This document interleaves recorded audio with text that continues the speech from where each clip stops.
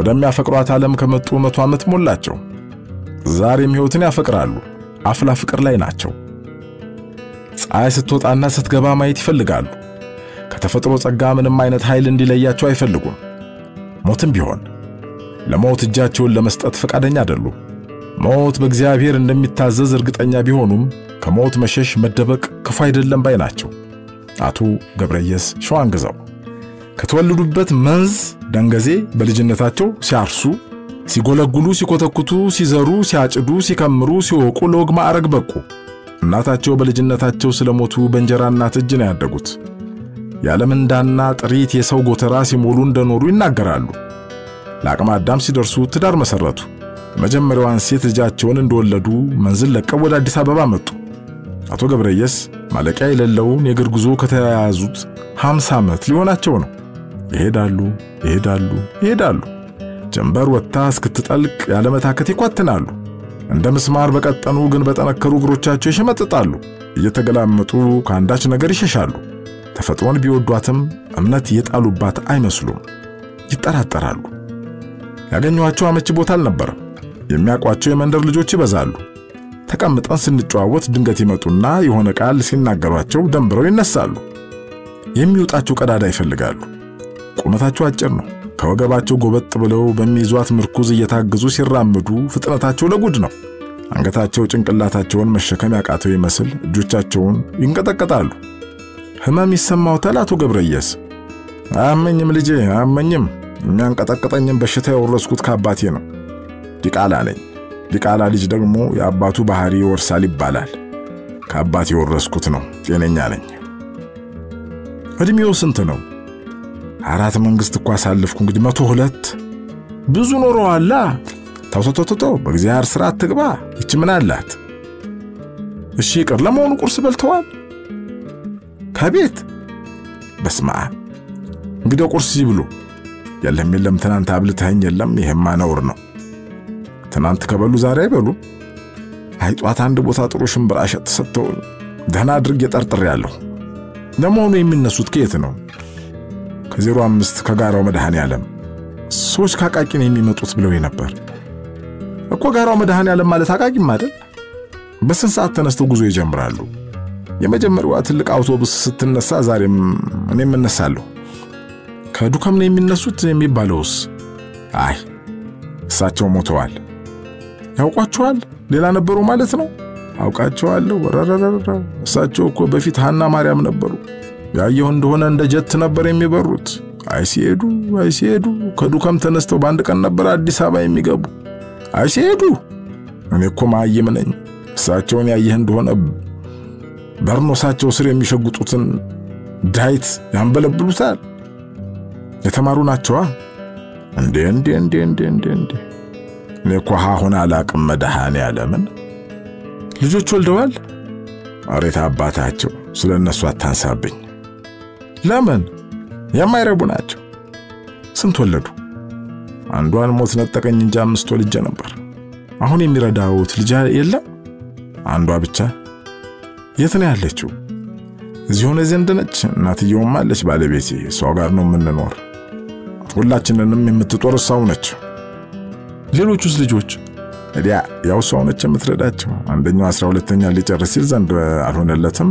ተናደድኩ። አንደኛው ደግሞ የሚውለው ከሀብታም ልጆች ጋር ነው። መጥፎ ነገር እያመጡ ይሄንን ሽጠልን ይሉታል።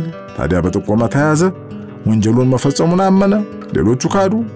ልጄ ልሙትልህ ይሄው ያሲያስከኝ ጠበል ምስክሬ ነው። እነሱ አንድ ቀን ሳይታሰሩ በዋስ አድርገው በቀጠሮ ሹልክ ሲሉ 1 ዓመት ሙሉ ታሰረ። ከመንዝ የወጡት በልጅነት ሆኖ ገና በወጣትነቴ ይቺ ሽበት እንኳን አልነበረችኝም። ባርኔጣቸውን አንስተው አሳዩኝ። ለምን ወጡ ከመንዝ? ምቀኛ ነው ያስወጣኝ። እንዴት ምቀኛ? አገራችን ጥጋበኛ። አንደኛ ሀገር ጥጋበኛ አለ። ጥጋበኛ አስወጣኝ። ሚስቴን አየህ ብሎ ተሳዳቢ ነው። ታዲያ ሚስቴን መንገድ ላይ አድፍጠው ደበደቡብኝ። ሰው አገሩ መቀመጥ ይከብደው ነው። በቃ ከዛ ወዲያ ለያዘኝ ከብቶችን ሸጬ ወጣሁ። የዚያን ጊዜ ወልደው ነበር?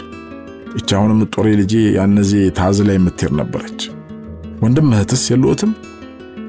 አገር ቤት ሁለት ታላቅ ወንድሞች አሉ። እርሱ ታላቅ? እንግዲያስ ግን ለምንድን ነው ሁሉ ጊዜ ጧት ተነስተው የሚመላለሱት? ለዚሁ ላልኩህ ሌት ከሞት ለመሸሽ እንደሱ አይባልም፣ ጊዜ ለማሳለፍ ነው የሚባል። ግን እውነት ሞትን ይሸሻሉ? ተው ልጄ ስሙን አትጥራብኝ። እሺ ሲመላለሱ አይደክሞትም? አሁንስ ደክሞኛል። በዚህ በታች በኩል አድርጌ ሄዳለሁ። ትናንትም በሳሪስ በኩል ነው የተሽለኮለኩ የሄድኩት። ለምን መንገዱን ቀጥታ ይዘው አይሄዱም እንዴ? ለዛም አሁንም ስንት ካላ አባለ መኪናው አለ ብዱ አለ። ቢተናኮለኝስ ያው መሆኑ አይደለ? በሩቅ መሸሽ ነው የኔ ልጅ። ለምን እዚህ አድረው አይሄዱም? አላድርም፣ አድሬም አላቅ። ለታቦት ንግስ ብቻ ነው የማድር፣ ለጥምቀት በቃ። ከዚያ ወደ የትም አላድርም። አሁን እንደማይወት ገና ጠንካራ ነው፣ ገና ብዙ አመት። አየየየ በቅቶኛል፣ በቃኝ። እንዴ ጤነኛ ከሆኑ ምን ነው ሰው 120 130 ይኖር የለ እንዴ? አይደለም አንተ ትንሽ የማልደብቀ ነገር ጨጓራ በሽታ አለብኝ። ሌላ ጤነኛ ነኝ። አይኔ በርግጥ እቺ ግራዋ አታይም፣ በቀኝ ነው የማይ። እውነቱን መናገር ጥሩ ነው። ከየት መጣ ሳልለው የሚያቃቸው የሰፈር ልጅ አባባ ሞት መጣ ብሎ አስደነገጣቸው። የያዙትን ዳቦ በቆማቸው ለቀቁት። አንገታቸው ላይ ባለች ራፊ ጨርቅ ፊታቸውን እየሸፈኑ አንድ ስርቻ ገብተው ለመደበቅ ተጣደፉ። ተወይ ልጄ አፈር ልሆን የኔ ልጅ ምሳይል ልብላበት ተወኝ፣ ባፍ ሌላ ነገር ተናገርበት ሲሉ ተማጸኑት። ይሄን ያህል ከሞት ምን ያሽሽዎታል? እንዴት ማን ወዶት የሚሮጣል የኔ ልጅ? አንተም አትጥራው ደስ አይል። ሰው እኮ ያለቀኑ አይሞትም፣ ለምን ይፈራሉ? ተወይ ስለ ሲያነሱብኝም አልወድ። ማታ ይመጣል ጧት ይመጣል አይታወቅ። ተጠንቀቁ ነው ያለው ጌታ። ሌላ ጨዋታ ሲያነሱብኝ ነው ደስ የሚለኝ። ግን ሰው መቼም ኖሮ መሞቱ አይቀር። አያያ ተውቶቶ አታንሳው፣ ስለማንሳት አይገባም። የአምቡላንስ ጩኸት ተሰማ። ምንድነው ይሄው የሚለው? ምን መስሎት ነው? ይታወቃል ስንት ማጣሪያ አለ። እሱኮ መምጫው አይታወቅም፣ ጌታም መምጫው አይታወቅም ያለው ለዚህ ነው። የማን መምጫ ነው የማይታወቅ? አያይ ስሙን ምን አስጠራህ? ከእንግዲህ 10 15 ዓመት የሚኖሩ ደስ አይሎትም?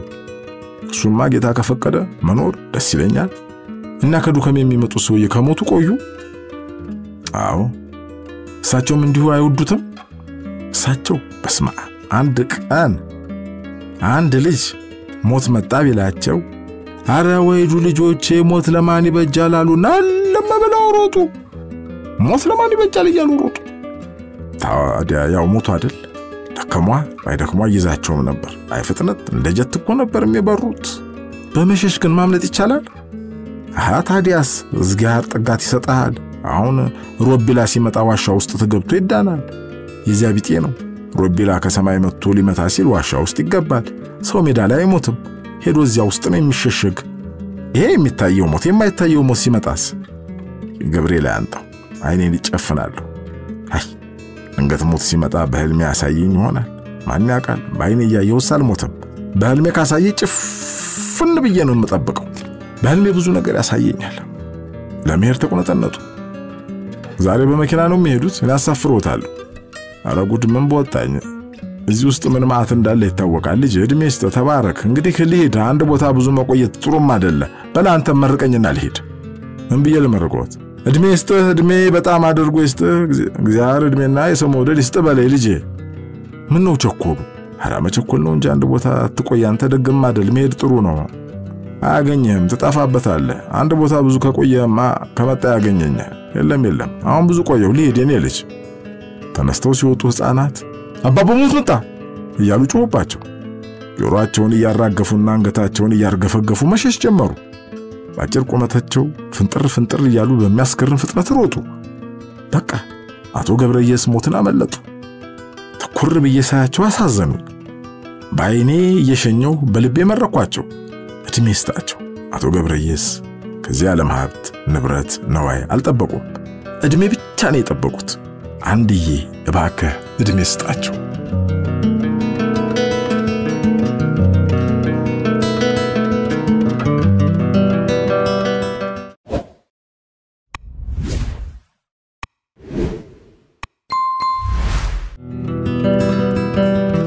ሰውና ማስመሰል ይለናል ስብሐት ገብረ እግዚአብሔር። ሰው ልዩ ፍጡር ነው። ልዩ ከሚያደርጉት ጠባዮች አንዱ በሥርዓትና በስነ ሥርዓት ማመንና መኖሩ ነው። ውትድርና ሥርዓትና ስነ ሥርዓት ነው። ከተራ ወታደር እስከ ሻምበል እስከ ጀነራል መለዮና ማዕረጉ ባይኖር እኮ ማን ከማን ያንሳል? ሁሉስ ለመግደል ወይ ለመሞት አይደል? ተጠንቀቅ፣ አሳርፍ፣ ቀኝ ኋላ ዙር፣ ባለበት ሂድ፣ በብረት ሰላም በል። ስነ ሥርዓት ቅስና ሥርዓት ነው።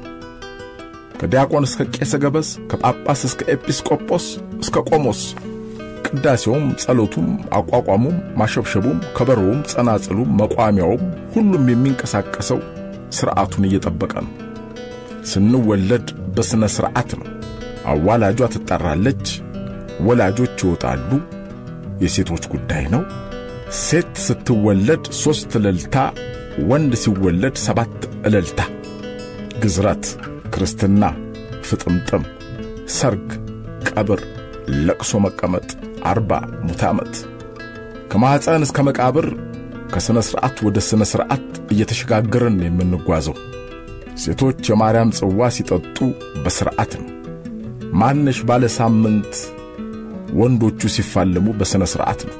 በልጅነታቸው በቡድን ሲጫወቱም በስነ ሥርዓት ነው። የቡድንና የቡድን አባቶች ከወርቅ እንክብል ከሸማ ጠቀል። ፍርድ ቤት ጭብጡ ፍትህና ስነ ሥርዓት ነው። የዳኞቹ ግርማዊ አለባበስም እየተስታወሰ የከሳሽ ክስ ይነበባል። ቀጥሎ የተከሳሽ መልስ፣ ቀጥሎ የመልስ መልስ። የተፈረደበት ወደ እስር ቤት ወይ ወደ ሞት ሲላክ እንኳን በስነ ሥርዓት ነው። ስነ ሥርዓት በየሁኔታው እየገባ ኑሯችንን በሰልፍ ያስኬዳል። ሰውን ልዩ ፍጡር የሚያደርገው ሌላ ጠባይ ከስነ ሥርዓቱ ጋር የቅርብ ግንኙነት ያለው መምሰልና ማስመሰል የሚበዛበት አኗኗሩ ነው። መስሎ ማደር። ጠቢቡ ሰለሞን በማስመሰል ነበር ሳባን የተገናኛት።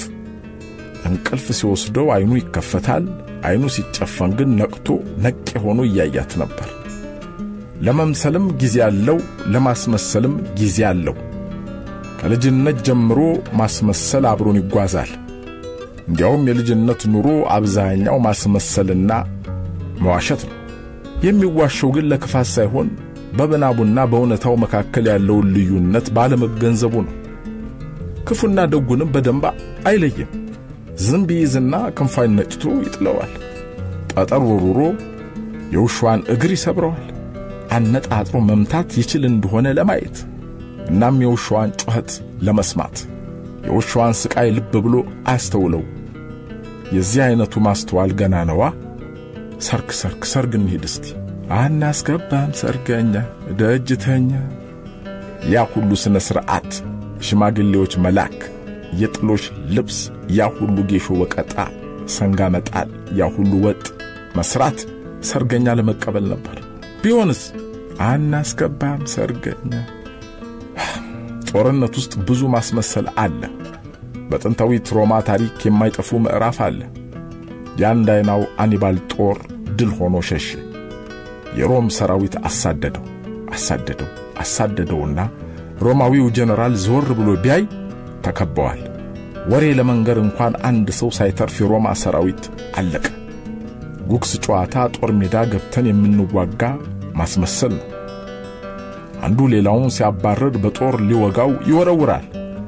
ያ የሚሸሸው እየጋለበ ዞሮ በጋሻው ይመክታል፣ ካልቻለ ይወጋል። የማስመሰል ውርወራ ነው። እንጨት ነው የተወረወረው እንጂ ጫፉ ላይ የብረት ጦር የለበትም። መድረክ ላይ እነ ሼክስፒር የሚያቀርቡት ተውኔት ማስመሰል ነው። ዛሬ ሃምሌትን ሆኖ ይሞትና ሳምንት ማክቤዝን ሆኖ ይሞታል። ተመልካች ሃምሌት መሞቱንም ያምናል፣ ሼክስፒር ያስመሰለ መሆኑንም ያምናል።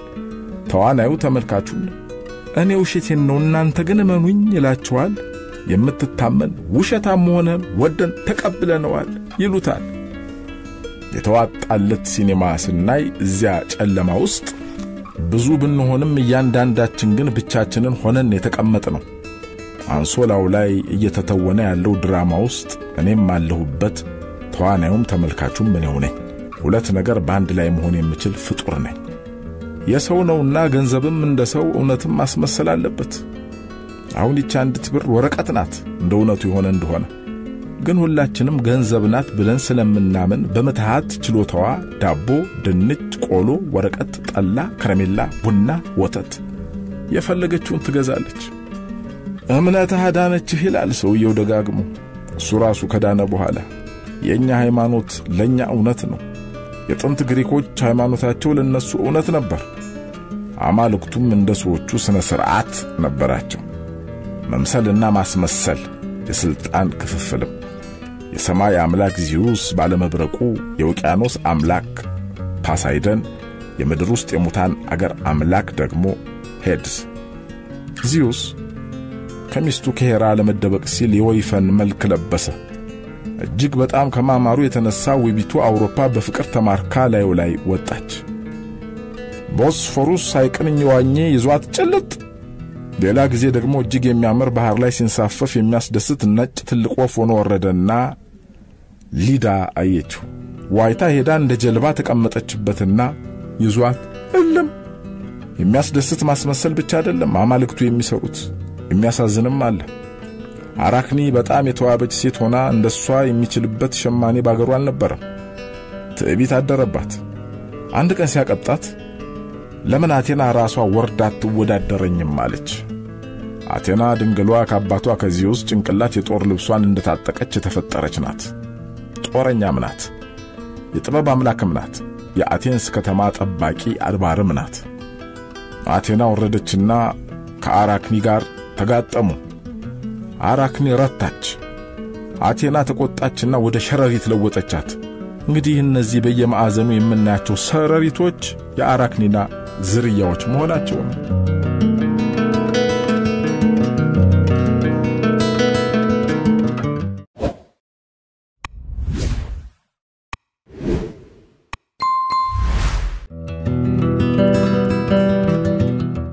ግፊትና ሌሎችም ከተሰኘው መጽሐፍ ላይ ጠረጴዛ ነው የሚለው ጽሑፍ ደስ ይለኛል። ጋብዛችሁ ስለ አንድ ምንም ቃል ስለማይተነፍስ የደከመ ገጽታ ስላለው ለመሳቅም ለመቆጣጥም ስለደከመ ሽማግሌ ሰው ማውራት ፈልጋለሁ።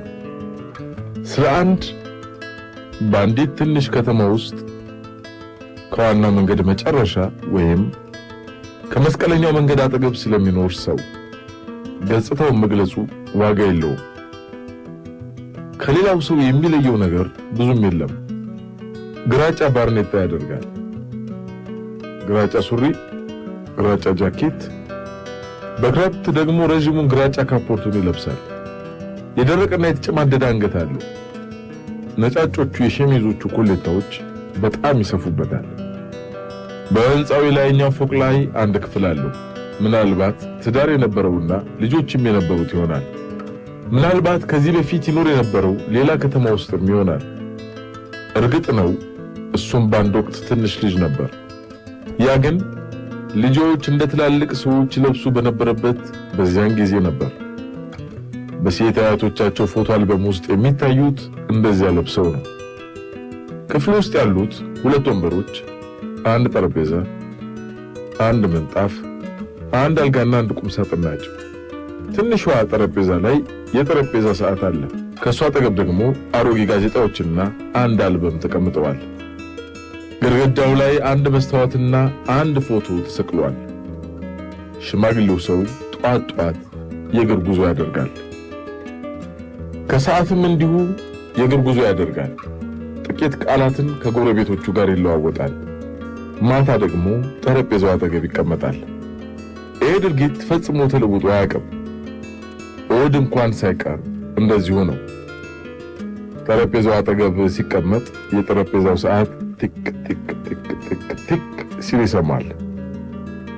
ዘውትር ይህንን ይሰማል። አንድ ጊዜ ታዲያ የተለየ ቀን ተከሰተ። ፀሐይ የወጣችበት፣ በጣም የማይሞቅ በጣምም የማይበርድ፣ ወፎች ከመልካም ሰዎችና ከሚጫወቱ ልጆች ጋር የሚዘምሩበት። ይህን ቀን ከሁሉም ልዩ ያደረገው ግን ድንገት ሰውየውን ደስ ማይሰኘቱ ነበር። ሳቅ። አሁን ሁሉም ይቀየራል ሲል አሰበ። የሸሚዙን የላይኛውን ቁልፍ ከፈተ። ባርኔጣውን በእጁ ያዘ። እርምጃውን አፈጠነ። ተፍ እያለ በመሄዱም ተደሰተ። መንገዱ ላይ እንደደረሰ ለልጆቹ ባንገቱ ሰላምታ ሰጠ። ወደ ቤቱ አቅጣጫ ገሰገሰ። ደረጃውን ወጣ። ቁልፉን ከኪሱ አወጣና ክፍሉን ከፈተ። ያው የተለመደው አይነት ነበር። 2 ወንበሮች፣ 1 አልጋ። እንደተቀመጠ እንደገና የጠረጴዛ ሰዓቱን ቲክ ቲክ ቲክ ቲክ የሚል ድምጽ ሰማ። ምንም የተለወጠ ነገር አልነበረም። ደስታው ጠፋ። ንዴት ወረረው። ቲማቲም የመሰለውን ፊቱን በመስታወት ተመለከተ። አይኖቹን በኃይል ጨፍኖ እጆቹን ጨበጠና ጠረጴዛውን ደለቀው። ደገመው። በመቀጠል ያለማቋረጥ እየደበደበው መለወጥ አለበት እያለ በተደጋጋሚ ጮኸ። የጠረጴዛው ሰዓቱን ድምጽ እያዳመጠው አልነበረም። እጁን እያመመው ድምጹም እየሰለለ አሉጣ እያለ መጣ። በዚህ ጊዜ የጠረጴዛው ሰዓቱን ቲክ ቲክ ቲክ የሚል ድምጽ እንደገና ሰማ። ከዚያ ምንም አልተለወጠም። ሁል ጊዜ ያው ጠረጴዛ አለ ሰውየው። እነዚያ ወንበሮች ያው አልጋ ያው ስዕል። እናም ጠረጴዛው ጠረጴዛ ነው ያለው፣ ፎቶ ነው ያለው፣ አልጋውን ደግሞ አልጋ ነው የሚባለው። ወንበርን ወንበር ይለዋል ሰው። ለምን? ፈረንሳዮች አልጋን ጠረጴዛን ታብል፣ ፎቶን ታብሎ፣ ወንበርን ደግሞ ሼስ ይሉታል። በዚህም ይግባባሉ። ቻይናዎችም እንዲሁ ይግባባሉ። ለምንድን ነው አልጋ ስዕል የማይባለው? ሲላሰበና ሰውየው ፈገግ አለ። ከዚያ ሳቀ። ጎረቤቶቹ ግድግዳውን እያንኳኩ እባክህ ጸጥታ እስኪሉት ድረስ ሳቀ። አሁን ይለወጣል። አልጋውን ፎቶ አለው። ደክሞኛል፣ ወደ ፎቶ መሄድ እፈልጋለሁ ሲል ተናገረ። እናም ጧት አብዛኛውን ጊዜ ለብዙ ሰዓታት ፎቶ ላይ ተጋድሞ ይውላል። እናም አሁን ወንበሩን ምን እንደሚለው አሰበ። የጠረጴዛ ሰዓት አለው። ተነሳና ለበሰ። የጠረጴዛ ሰዓቱ ላይ ተቀምጦ በእጁ ጠረጴዛውን ተደገፈ። ነገር ግን ጠረጴዛው ካሁን በኋላ ጠረጴዛ አይደለም የሚባለው ምንጣፍ ነው የሆነው። ሰውየው ከፎቶ ላይ ወረደና ልብሱን ለበሰ። ምንጣፍ አጠገብ የጠረጴዛ ሰዓቱ ላይ ቁጭ ብሎ ምኑን ማን ብሎ እንደሚጠራ አሰበ። አልጋውን ፎቶ፣ ጠረጴዛውን ምንጣፍ፣ ወንበሩን የጠረጴዛ ሰዓት፣ ጋዜጣውን አልጋ፣ መስተዋቱን ወንበር፣ የጠረጴዛ ሰዓቱን አልበም፣ ቁምሳጥኑን ጋዜጣ፣ ምንጣፉን ቁምሳጥን፣ ፎቶውን ጠረጴዛ፣ አልበሙን ደግሞ መስተዋት። ጠዋት ሽማግሌው ሰውዬ ለረጅም ሰዓት ፎቶ ላይ ተጋድሞ ቆየ። 3 ሰዓት ሲሆን አልበሙ ጮኸ። ሰውየው ተነሳና እግሩን እንዳይቀዘቅዘው ቁምሳጥኑ ላይ ቆመ። ከዚያም ከጋዜጣ ውስጥ ልብሱን አወጣና ለበሰ። ግድግዳ ላይ ባለው ወንበር ፊቱን ተመለከተ። የጠረጴዛ ሰዓቱ ላይ ተቀመጠና መስተዋቱን የእናቱን ፎቶ እስኪያገኝ ድረስ ገላለጠ። ሰውየው ይህን ነገር አስቂኝ ሆኖ አገኘው። ቀኑን ሙሉ ተለማምዶ አዳዲሶቹ ስያሜዎች በጭንቅላቱ ያዘ። አሁን ለሁሉም ነገር ሌላ ስያሜ ተሰጥቶታል። እሱም ሰው መሆኑ ቀርቶ እግር ሆኗል። እግር ጧት ደግሞ ሰው ሆኗል። ከፈለጋችሁ ታሪኩን ራሳችሁ ቀጣጥላችሁ መጻፍ ትችላላችሁ። እናም ሰውየው እንዳደረገው ሌሎቹንም የተለመደ ስያሜዎች መለዋወጥ ትችላላችሁ። መደወል ማለት ማስቀመጥ፣ መብረድ ማለት መመልከት፣ መተኛት ማለት መደወል፣ መቆም ማለት መብረድ፣ ማስቀመጥ ማለት መግለጥ ነው ብሎ እንዳለው ሁሉ ሲነጋ ሽማግሌው እግር ለረጅም ጊዜ ደወሉን እያስጮኸ ፎቶ ላይ ቆየ። 3 ሰዓት ሲሆን አልበሙን አስቀመጠ። እግር በረደው። መንጋቱን እንዲያይ ቁም ሳጥኑን ገላለጠ። ሽማግሌው ሰማያዊ ደብተር ገዝቶ አዲሶቹን ቃላት ግጥግጥ አድርጎ ጻፋቸው። ይህን ፋታ ስለነሳው መንገድ ላይ የሚታየው ከስንት ጊዜ አንድ ጊዜ ሆነ። እየቆየ የነገሮችን አዳዲስ ስያሜዎች እያጠና ትክክለኛዎቹ ስያሜዎች እየረሳቸው መጣ። አሁን የራሱ የሆነ ብቻ አዲስ ቋንቋ አለው። እዚያም የሚያለመው በአዲሱ ቋንቋ ሆነ። ከዚያም ተማሪ ያለ የሚያውቀው መዝሙር በራሱ ቋንቋ ተርጉሞ ዝግ ብሎ ለራሱ መዘመር ጀመረ። ግን ወዲያው መተርጎም ከባድ መሆኑን ተገነዘበ። የድሮ ቋንቋ ረስቷል ማለት ይቻላል። በመሆኑም አዳዲሶቹን ቃላት ሰማያዊ ደብተር ውስጥ መፈለግ ነበረበት። ከሰዎች ጋር መነጋገር ይፈራ ጀመር። ሰዎች እነዚህን ነገሮች ምን እንደሚሏቸው ለማወቅ ለረጅም ጊዜ ማሰብ ይኖርበታል። ሰዎች የሱን ፎቶ አልጋ፣ የሱን የጠረጴዛ ሰዓት ወንበር፣ የሱን አልጋ ጋዜጣ፣ የሱን ወንበር መስታወት፣ የሱን አልበም የጠረጴዛ ሰዓት፣ የሱን ጋዜጣ ቁም ሳጥን፣ የሱን ቁም ሳጥን ምንጣፍ፣ የሱን ጠረጴዛ ፎቶ፣ የሱን መስታወት አልበም ነው የሚሉት። ሰዎች ሲሉ መሳቅ እስኪገደድ ድረስ ነገር ሁሉ እንደዚሁ ቀጠለ። ነገ ኳስ ለመጫወት ትሄዳለህ ወይም የሆነ ሰው አሁን ለ2 ወራት ይዘንባል ወይም ደግሞ አሜሪካ ውስጥ አጎታለኝ ብሎ ሲናገር ሲሰማ መሳቅ አለበት። እነዚህ ሁሉ ነገሮች ስለማይገቡት መሳቁ ግድ ነበር። ነገር ግን ያስቂ ታሪክ አይደለም። በሐዘን ተጀምሮ በሐዘን የሚደመደም ታሪክ ነው።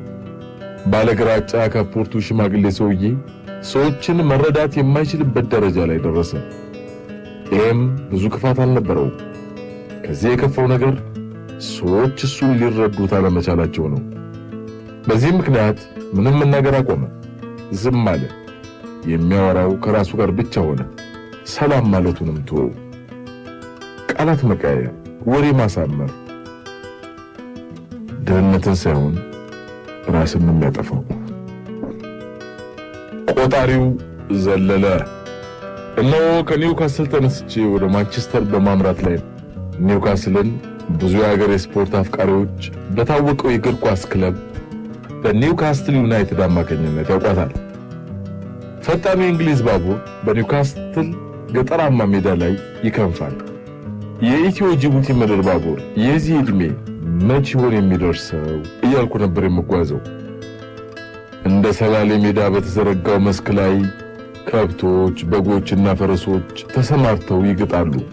በጎች ከማጠራቸው መጎጠራቸው ሲያስደንቀኝ እየገባ ያለውን የአውሮፓ ብርድ እንዲቋቋሙት ነው መሰል ፈረሶቹ ልብስ ለብሰው ሲግጡ ማየቴ ደግሞ ይበልጥ አስገረመኝ። ከምሽቱ 3 ሰዓት ላይ ማንቸስተር ደርሰን ወደ ቦልተን በማምራት አዳራችንን እዚያ አደረገን። ቦልተን በማንቸስተር ግዛት የምትገኝ ከተማ ስትሆን በታክሲ 45 ደቂቃ መንገድ ናት። ይህች ከተማ ቦልተን ዋንደረርስ በተሰኘው ክለቧ በኢትዮጵያውያን ዘንድ ትታወቃለች። አዳራችንን በቦልተን አድርገን ገና በጠዋት የማንቸስተር ዩናይትድን ስቴዲየም ለመጎብኘት ወደ ኦልድ ትራፎርድ ገሰገስን። ወደ ልዕልት ዲያና ሀገር ወደ ዌልስ ከማምራቴ በፊት ይህንን ስቴዲየም መጎብኘት ፈልጌያለሁ። ባለፈው ዓርብ ከሰዓት በኋላ 10 ሰዓት ተኩል ላይ እኔ ማንቸስተር ከተማ ስገባ የጉብኝት ሰዓቱ አብቅቶ ተዘግቶ ነበር ያገኘሁት። መቼም እንግሊዝ ውስጥ ከተረካዊ ቦታዎቿ ሌላ እንደ አክሱምና ላሊበላ የመጣ ሁሉ የሚጎበኝባቸው ስቴዲየሞቻቸውን ነው። የዓለም ሀብታሞችና ታዋቂ ሰዎች የግብይት ምርጫ በሆነው በኦልድ ትራፎርድ የገበያ አዳራሽ በኩል አድርገን ወደ ማንቸስተር ስቴዲየም ስናመራ አንድ ነገር ቀልቤን ሳበው። ነጠላ ጫማ ተጫምቶ ያልተቆለፈ ሸሚዝ ለብሶና ጸጉሩን አጨብርሮ ፈጠን እያለ የሚራመድ በመልክ ኢትዮጵያዊ የሚመስል ሰው በመንገዱ ማዶ ታየኝ። ላፍታ ቆም ብዬ አስተዋልኩትና አጠገቤ የነበሩትን ጓደኞችን በሰላም ነው በማንቸስተር ብርድ እንዲለብሱ የሚሄደው አልኳቸው። አጠገቤ ያለው ልጅ ቆጣሪው ዘሎ ነው አለኝ። ገርሞኝ አፍጥጫየሁት። ትንሽ ነካ ያደርገዋል ማለቴ ነው። እዚህ እንደዚህ ነው የሚባለው አለኝ። ምን ሆኖ ነው እንደዚህ ሆነው? ወረቀት ከልክለውት እና ቢከለክሉት ለምን ሀገሩ አይመለስም እንዴ? የተነሳ ስልክ መስሎ እንዴት ይመለሳል? በእናትህ ደግሞ የተነሳ ስልክ ምን ይሆን የሚመስለው? አያመጡ ቋንቋ የለም። ያንን ሁሉ የሱዳንና የሊቢያ በረሃ አቋርጦ መጥቶ ማን በቀላሉ ይመለሳል ብለህ ነው? ብዙ ነገር ተስፋ አድርገህ ወይ ያለህን ሸጠህ ያለበለዚያም ተበድረህ ነው ወደ ሱዳን የምትገባው። ከዚያ በረሃ ለበረሃ ተንከራተህ የሞተ ሞቱ የተረፈው ሊቢያ ይገባል። እዚያም ቢሆን ከእስር ቤትና ከረሃብ ከሞት ተርፈህ ትሪፖሊ ትገባለህ። ያለችን ገንዘብ ትከፍልና በአሳ አስጋሪ ጀልባ የሜዲተራኒያንን ባህር አቋርጠህ ወደ ማልታ ደሴት ትመጣለህ። ጀልባው ለ2-3 ሰው የተሰራ ቢሆንም 20 እና 30 ሆነ ትጫናለህ። መካከል ላይ ሞተሩ ግሎ ከፈነዳ አለቀልህ። ከተረፍክ ደግሞ ጣሊያን ትገባለህ። ከጣሊያን በስዊዘርላንድ አድርገህ በባቡር እየተሽለኮለክ ፈረንሳይ ትደርሳለህ። ፈረንሳይ ላይ ወደ እንግሊዝ የሚሄድ የዕቃ መጫኛ መኪና ፈልገህ ገንዘብ ከፍለህ ሾፌር ሳያውቅ ትገባለህ። ያስገባ ሰውዬ ባወጣ ያውጣ ብሎ ከኋላ ይዘጋባሃል። ምናልባት ያጋጠመ የስጋ መጫኛ ፍሪጅ ከሆነ እዚያው ደርቀት ሞታል። ስንቱ እንግሊዝ ሲደርስ ደርቆ ይገኛል መሰለ። ሌላ ዕቃ ከሆነ ሰላም ትገባል። ከዚያ መኪናው ሲቆም ወርደጅ ትሰጣል። ይህንን ሁሉ ተንገላት እዚህ እንግሊዝ ኬዝን አልቀበልም ሲሉ ቆጣሪ ይዘላል። ያውም እኮ እንግሊዝ ከገባህ የገባበት መኪና ወደ እንግሊዝ ላይ መጣ ይችላል። የሚልኩ ሰዎች ገንዘብ ብቻ ስለሚፈልጉ ያገኙት መኪና ውስጥ ነው የሚከቱ። ያ መኪና ደግሞ ወደ ሆላንድ ወይም ደግሞ ወደ ስዊድን ሊወስድ ይችላል። እንግዲህ ልፋቱ ሁሉ ኮንቱ ሆኖ ትታሰራለህ ማለት ነው። ወደ ኦልድ ትራፎርድ የማንቸስተር ዩናይትድ ስቴዲየም ደርሰን ለመግባት ወረፋ ይዘናል። በ10 ደቂቃው ነው አንድ ቡድን ለጉብኝት የሚገባው። አንዱ እንዴት እንደመጣ ታውቃለህ አለ መጀመሪያ ስለ ቆጣሪ መዝለል የነገረኝ ልጅ። እዚህ ፈረንሳይ ስደተኛ ሁሉ ወደ እንግሊዝ ለመግባት የሚሰበሰብበት ወደብ አለች። በዚያ ወደ እንግሊዝ የሚገባ የጭነት መኪና ያገኝና ከመኪናው ስር ራሱን በቀበቶ አስሮ ብረቱ ላይ ይጋደማል። መጀመሪያ መኪናው በመርከብ ተጭኖ ባህሩን ይሻገርና መሬት ሲደርስ መንዳት ይጀምራል። በመሃል ልጁ እግሩን ይደክመውና ከብረቱ ያወርደዋል። ያ መኪና በፍጥነት ሲጓዝ መንገዱ ጫማውን ፍቆ ይጨርሰውና እግሩን መፋቅ ይጀምራል። ከጭነት መኪና ኋላ የቤት መኪና የነዳ የነበረ አንድ ሾፌር ያውና ለፖሊስ ይደውላል። ያ የጭነት መኪና በፖሊስ ተከቦ ቆሞ ሲፈተሽ ልጁ ከስር በቀበቶ ታስሮ ተገኘ። እንደዚህ ህይወትን ያህል ነገር ለአደጋ አጋልጦ የሚሰጥ ምን ነገር መጣ አልኩ ተገርሜ። ሴትዮዋን ፍለጋ ነዋ። ደግሞ ምንድነው ሴትዮ? ፓውንዱ ላይ ያለችው ሴትዮ ናታ። እሷን አሊዝ ብለን ነው እኮ እዚህ መከራ የምናየው። እስካሁን ድረስ 50 ብርና 100 ብር አይቻላቅ መኖሩንም አላውቅም። በዚህ አይነት እኮ ብዙ ወገኖቻችን የአእምሮ ህመምተኛ ሆነዋል ማለት ነው። እዚህ ሀገር ስትመጣ መጀመሪያ ፈገግ ብለው እያሳሳቁ የሚቀበሉ ቤት ይሰጡና ደቻሳ ይመድቡልሃል። ደቻሳ ምንድነው ደግሞ? ይሄ በየሳምንቱ የሚሰጡ 35 ፓውንድ ነው። እሺ እሱን እየበላ ችግር የለም ብለህ ስትዝናና አብረው ለመጡት የመኖሪያ ፈቃድ ይሰጡና አንተን ይከለክሉሃል። ምግቡንም የቤት ኪራዩንም ደቻሳውንም ያቋርጡብሃል። ያን ጊዜ ቆጣሪም መልቀቅ ይጀምራል። በተለይ በበረሃ ከመጣህ አመጣጥ ትዝ ባለ ቁጥር የሆነ በቃ ቆጣሪው ዝለል ይለዋል ታውቃለህ። ያለበለዚያ ደግሞ እዚያ ሀገር ደርሰህ ጥገኝነት ልትጠይቅ ስትል ሰው ጥሩ የመከረህ መስሎት እዚያ ሀገር የአእምሮ በሽተኛ ከሆንክ ቶሎ አሳይለም ስለምታገኝ የአእምሮ ህመምተኛ ነኝ በላቸው ብሎ ይመክራል። አንተም ሆነም መስሎ አሳይለም ኬስ ስትሞላ የአእምሮ በሽተኛ ነኝ ትላለህ። ሰውም ትንሽ አክት አድርግ ስለሚልህ እንደ አእምሮ ህመምተኛ ለመሆን ስትሞክር ወደ ሆስፒታል ይልኳል። እዚያም ትንሽ መረምሩና መርፌ ይወጉሃል። ከዚያ በኋላ ሳታስበው ማበር ትጀምራለህ። ለንደን እያሉ የሰማሁት ታሪክ ትዝ አለኝ። ልጁ እዚህ ሀገር መጥቶ አሳይለም ይጠይቃል። ያው እንደተለመደው ኬዝ አጥነቱ። እዚህ ሀገር ኬዝ ይሰራል፣ ኬዝ ይጠናል። የሚያበላው ኬዝ ምንድነው ተብሎ ኬዝ ሰሪ ጋር ተከፍሎ ኬዝ ተጠንቶ ነው አሳይለም የሚገኘው።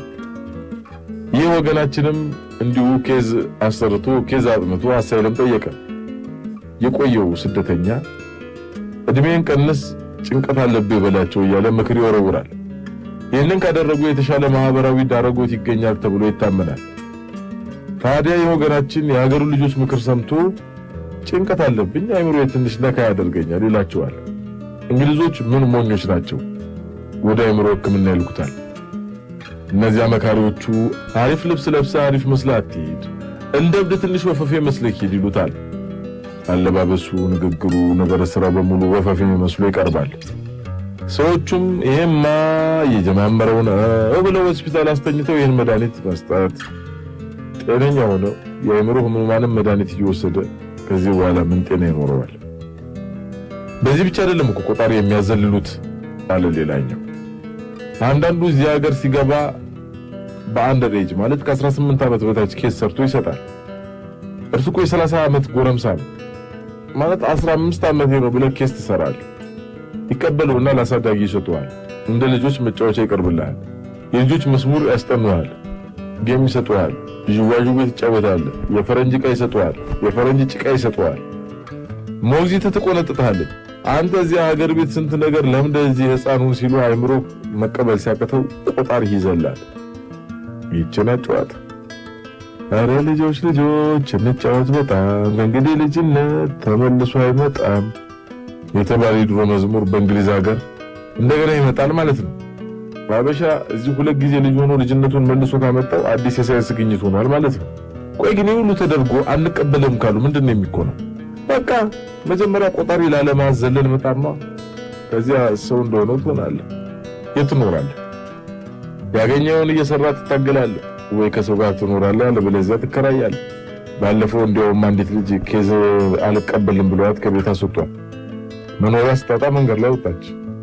ለንደን ትንሽ ቀበሮች አሉ፣ ማታ ማታ ብቅ ይላሉ። ከፈራቸው ይጠጓል፣ ካባረርካቸው ግን ይሸሻሉ። አንዱ ቀበሮ ሲከተላት ስትሸሽ፣ ሲከተላት ሲሸሽ በመጨረሻ ትሮጣለች። ቀበሮም እያደባ ይከተላታል። አንዱም መንገድ ተሻግራ ስትሮጥ የመንገድ ካሜራ እርሷንም ቀበሮውንም ያነሳቸዋል። መንገዱ ተሻግራ በመኪና ለሚያልፉ ባልና ሚስት እጇን ተውለበልባለች። ጠጋ ብለው ይቆሙና ይጠይቋታል።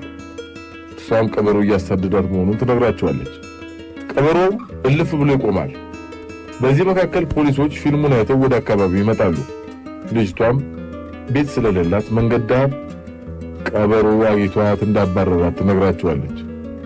በኋላ ታዲያ ጉዳዩን እንደገና ታይቶ የመኖሪያ ፈቃድ ተሰጣት። እንደውም አንዳንድ አበሾች ኧረ በእናትሽ ሞት በእናትሽ ያንን ቀበሮ አስተዋውቂን እያሉ ይተርቧት ነበር።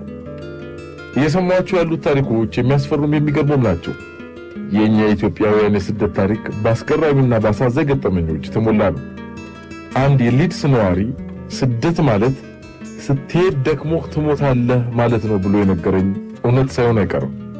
አውሮፕላን የሚባል ሳያዩ እንግሊዝ ሀገር የገቡ ስንት ወገኖች አሉ። 76000 ተመልካች የሚይዘውን የማንቸስተር ዩናይትድን ስቴዲየም ለመጎብኘት ተቃርበናል። ጉብኝቱ ስቴዲየሙን፣ የመገልገያ ክፍሎቹንና የማንቸስተር ዩናይትድ ሙዚየም የሚያካትት ነው። በጠቅላላው ወደ 2 ሰዓት ይወስዳል ብሎናል አስጎብኚው። ለአንድ ሰው 12 ፓውንድ ነው የሚያስከፍሉት። እኔ ግን ይህንን ሁሉ አሳዛኝ ታሪክ ሰምቼ በምን ልቤ አየው ይሆን?